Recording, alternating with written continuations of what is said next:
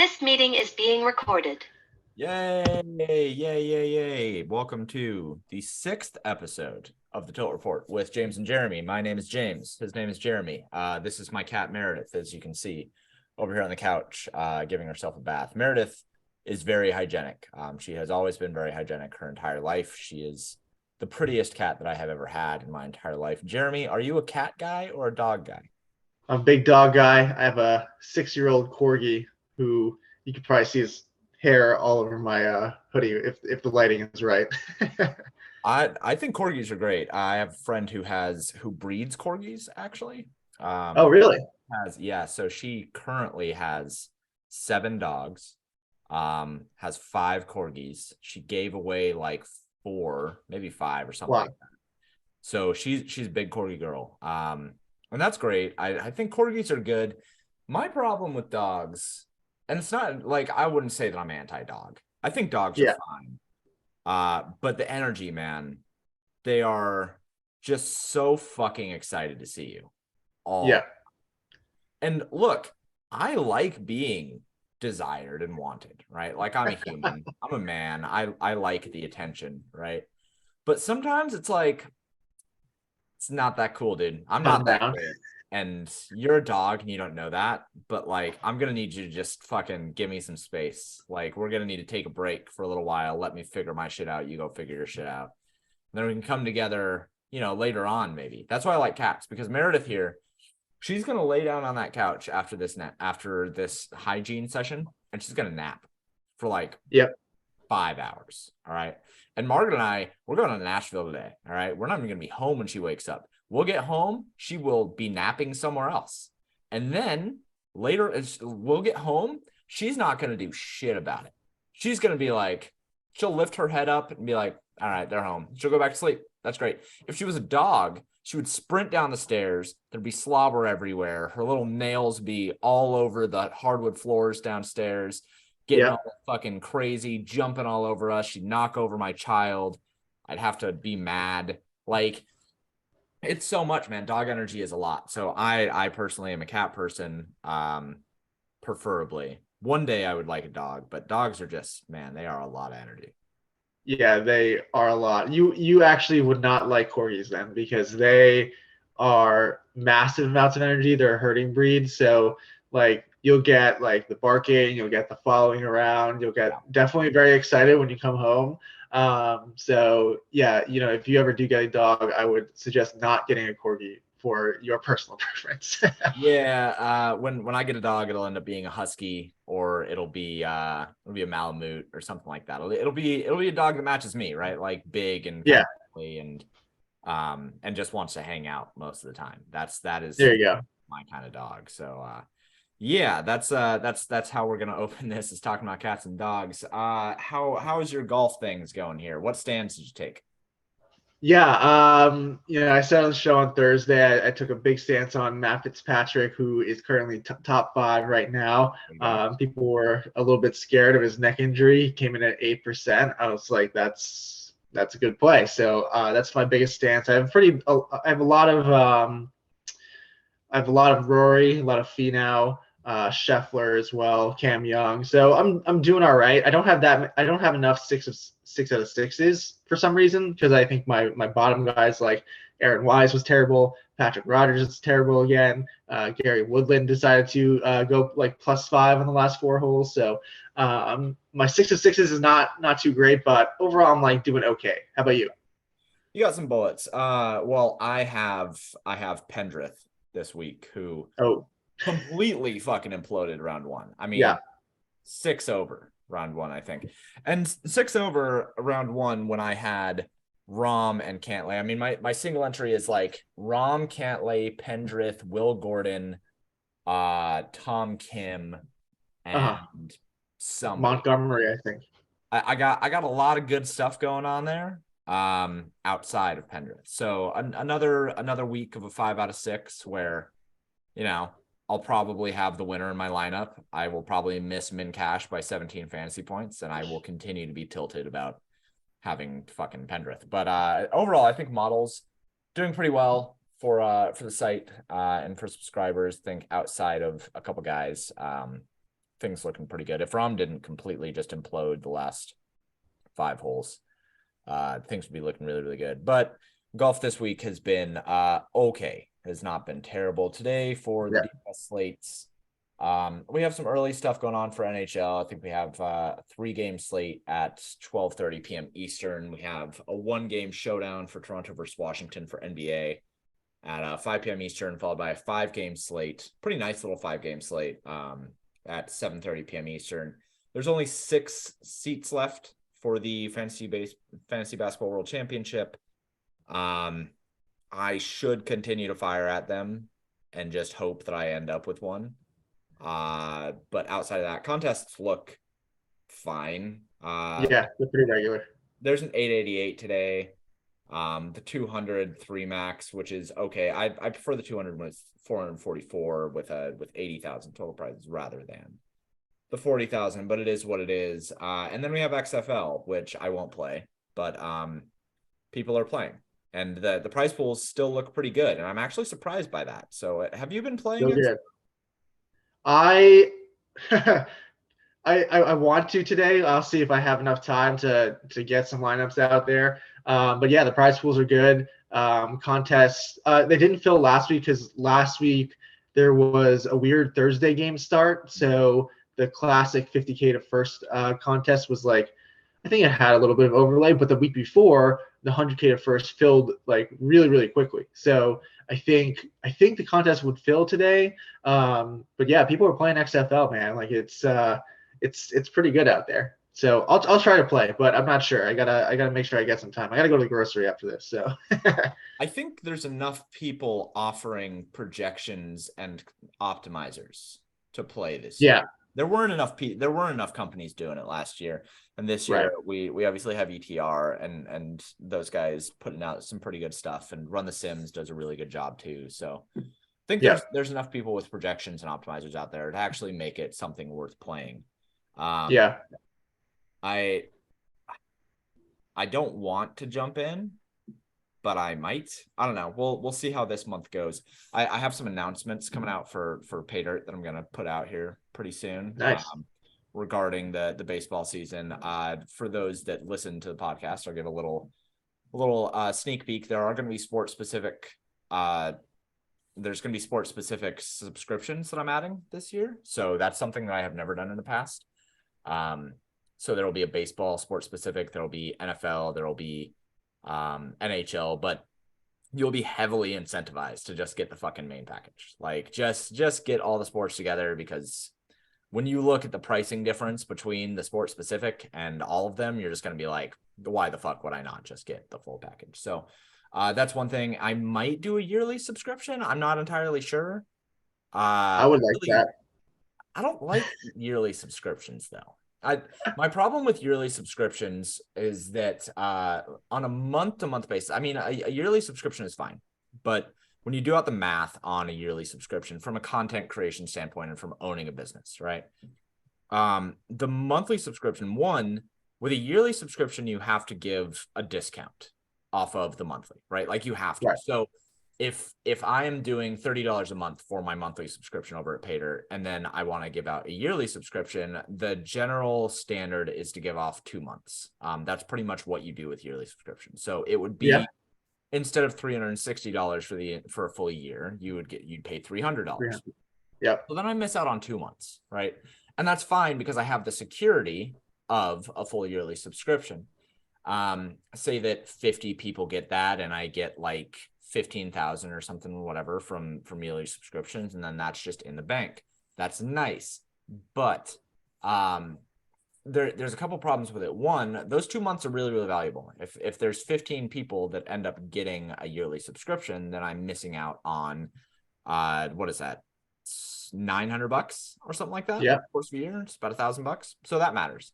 And the other part of that is measuring growth gets harder when you're doing a yearly, because like if you do yearly and then those people don't want to resub, or say like a month in or whatever, somebody's like, oh, well, I don't know if I'm going to continue to use this. Can I get a discount? And I'm a big discount guy. I like giving discounts.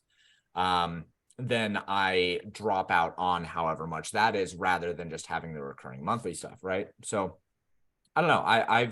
I'm not a super big fan of yearly subscriptions, but there have been some people that have liked it. I know you like that kind of stuff more, and there's a couple other subscribers that have asked about it. So I don't know, maybe I will. It just kind of depends on what I raise the price to anyway, and if it makes sense to then get a yearly that is enough of a discount off of that monthly subscription price. Yeah. I think it depends on your customer base too. Like, what are they paying for? You seem to be doing all sports package soon, so that makes sense. But like I think those two things might go together, like the all sports plus the yearly, because if you're buying all sports, you're probably like a pretty good volume player. That's the thing for me is like I just know that I'm gonna resub, so like I don't want to deal with who knows, like my credit card might expire or whatever, and like. I think that happened in the beginning of my sub with Paydirt like 2 years ago or whatever. My credit card expired, and then like I had to like contact you and be like, dude, I need to figure some payment stuff out. But for me, like I just know I'm gonna resub anyway, so like I'd rather have just one charge on my card and just like be done with it and not worry about it. But I think it's customer preference and depends on your customer base. Yeah, absolutely agree. So those are just some things happening and some stuff that I'm gonna put out some feelers for once I can figure out how to send a fucking email to all the users on the site. Do you know how hard that shit is for no reason? There's like a million different services out there to do this. There's like everybody knows about MailChimp, but there's like if you use MailChimp, then it doesn't guarantee that it goes to their inbox. So like there's another service that you have to get on top of MailChimp that like makes it so it doesn't go to their spam, it goes to their inbox. And then there's another thing you have to sign up for, and all of these are fucking, you have to pay for this shit, by the way. Like, of course, it's egregious. I just want to fucking send an email. Like it shouldn't be that I shouldn't have to jump through 10 hoops and like sign up to 6 different services to fucking do that. It's super fucking tilting, and I hate everything. So that's what I'm dealing with right now. But outside of that, in terms of some industry news, we did have a Justin McMahon sighting. Yes, we did. I responded to him. Said nice to see you. And out of like, it's so weird. Like, and he comes back and he's like, "Hey, yeah, go take fucking UNC at plus 6,000." Like, with nothing else around it. That's weird, man. That's a weird situation. And I have not heard anything. I have no sources. I have nobody that came through and was like, "Yeah, he's still doing this, doing that." I should, hold on. I'm going to go look up DF right now. You checking if it's still working? Yeah. I've seen some people that have logos, that DFI logos, that, in contests, but I'm not sure. Not sure if the site has folded. Who knows? The last retweet from Daily Fantasy Insider was February 19th. That's a long time ago. With a NASCAR. So at the very least, they're playing NASCAR on February 19th. Was that Daytona 500? That was, right? Yeah, I think so. Yeah. Starting, it was Heel Pac-Man, which starting off the year with a bang with TFI Takeover Super Speedways every week, please. It's so weird, man. They go from being super consistent, and then February, it goes February 5th, February 8th, February 11th, and then February 19th, and then done. Nothing else since then. So Strange. Like 3 weeks of silence. That I need info. I need news. I need somebody to fucking talk to me about this, because I'm going fucking crazy. I like Justin, and I think the DFI, like, I modeled a lot of what I wanted to kind of accomplish off of Daily Fantasy Insider, like having a strong community and having a Discord, and like having like a really strong sense of like we're all in this together. Like, I think that Justin built something really good over there. So I need answers to this. I responded to his tweet. He didn't like it or anything, so I don't know what's going on. Is he even still tweeting? Like, is that him?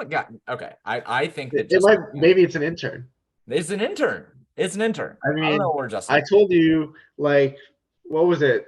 Last year, he messaged me like 20% off discount for like Yeah. 2 weeks. And I was like, why are you messaging me this, dude? And he blamed it on an intern. So who knows? Might be an intern. He did the same thing to me. And I haven't gotten one of those yet either. And baseball season's coming up, and he usually does around baseball season. So I fucking need answers on this. Somebody gotta fucking give me a source and give me some inside information here, because I don't know if he's going the way of Jeff Collins and just like gonna fucking fold DFI or whatever. Which that's another thing. Like, I think I'm kind of barred from talking about number ball and like the things that are going on over there, but like.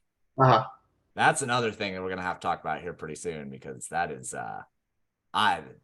there are so many weird things that happen with that situation too. So I'm not familiar with number ball actually, so you're gonna have to take us through that at some point. Oh man, number ball situation. That'll be a fun story one day. All right. Well, so I think that overall for sports today, there's not a whole lot going on there. Hold on. I got some tout stuff. Ooh, tout stuff. Love it. Let's hear it.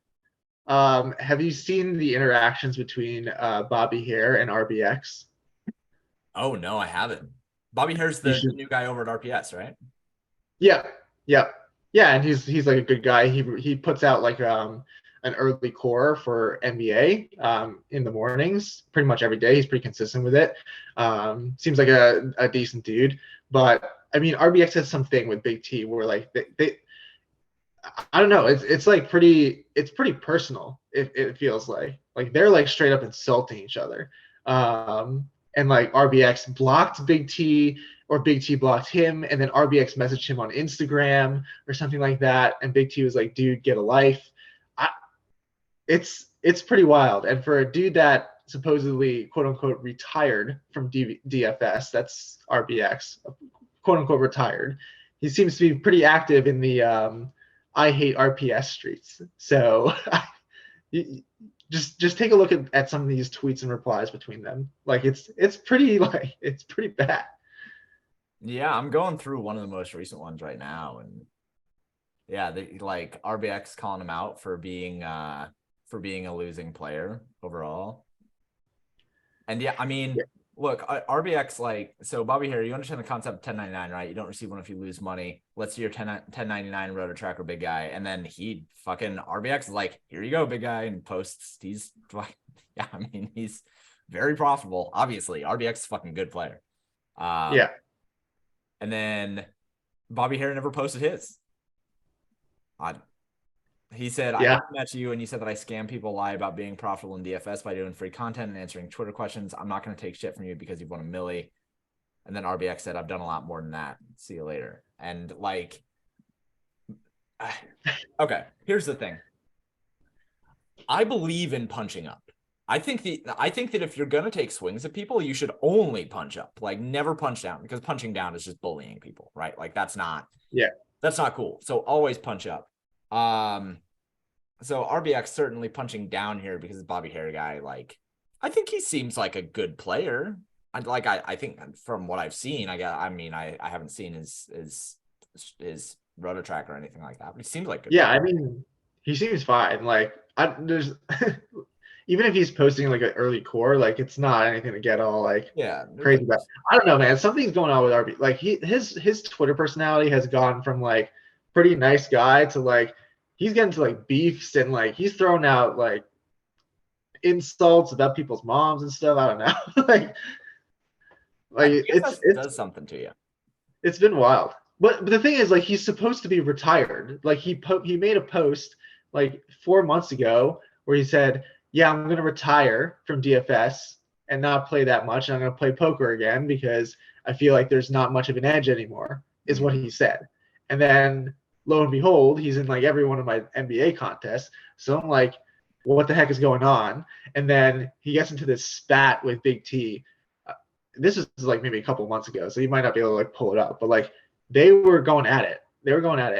And at the very least, I know that Big T is a profitable player. So I feel like this BobbyHare thing is just, he hates RPS. He hates everything that has anything to do with Big T, and it's just going for it.